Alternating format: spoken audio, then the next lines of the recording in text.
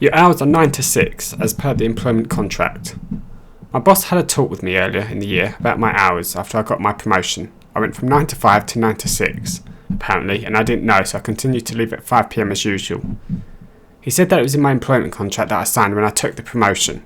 I went home, read it, and it said 10 to 6 PM with an hour lunch. For the past 8 months, I've been coming in at 8:30 and having 30-minute lunches. I was kind of annoyed that HR didn't point out that I was now entitled to an hour lunch. In retrospect, I should have read through everything, but really though, does anyone expect their lunchtime to change like that? Well, the next day, I came in at 9:28 AM and he said that I was late, and I said, no, I'm not, I'm 32 minutes early. You said the employment contract had my hours, so I went home and reread it and it said my hours are 10 to 6. So while I don't come in at 10 AM, I still do take my time and come in at 9:20 because it gives me time to relax and have my coffee in the morning before starting my day. It's the least I can get for being forced to shift my entire workday an hour like that.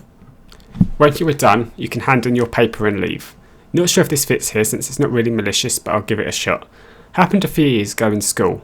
Ended the school year, only one test left, and teachers had already done the oral marks.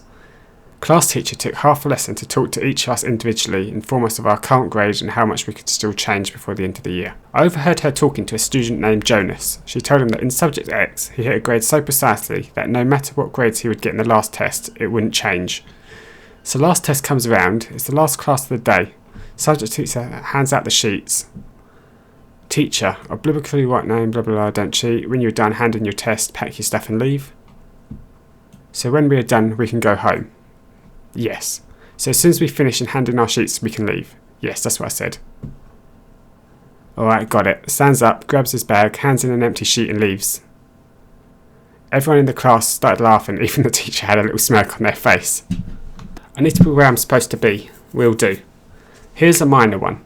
So I'm a special education teacher in an inclusive school. Every teacher is given either lunch or recess duty every day. For some reason, this year, I wasn't given any duties on Monday and Thursday. No idea why, it was probably a mistake in the schedule. Well, just to be nice, rather than take an hour-long lunch, I've been helping out at lunch on Mondays and Thursdays since we're understaffed as it is. Well, a couple of weeks ago on a Thursday, I had to run to the bathroom and showed up to lunch about 10 minutes late or so. When I walked in, there were other teachers in the area, but for some reason when I walked in, another teacher beelined it for me and began berating me for not watching my area, even though there are other staff members assigned to that area, and that there were kids running around the tables. I tried to say something, but she interrupted me and said, you need to make sure you're where you're supposed to be, and stormed off. Yes, ma'am. Haven't shown up on a Monday or Thursday since. Just a quick space flight. I'll keep this short and sweet. I work as a vendor, and my company has a close rival.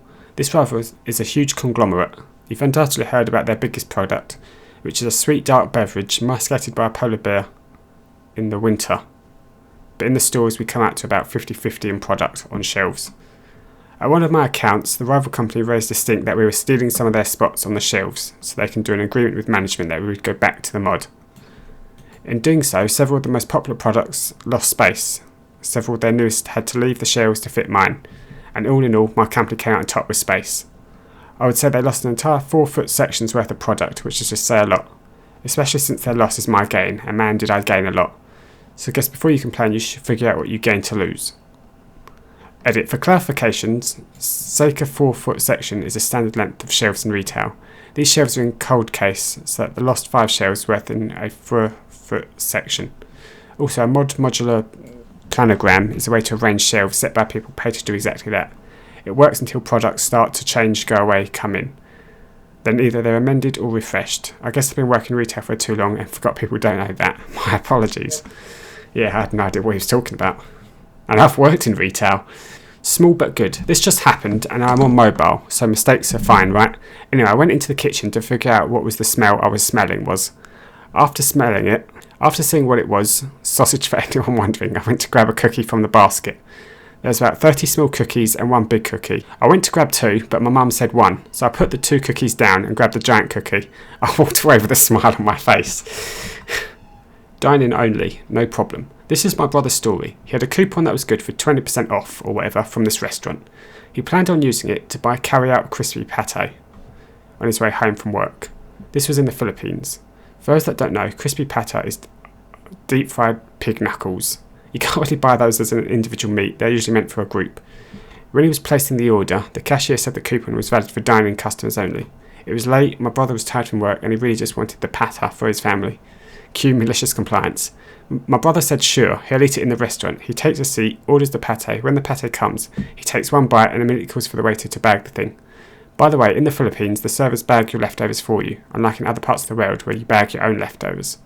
And of course he didn't tip, the guy just wanted deep fried pig knuckles for his family. Was that too much to ask?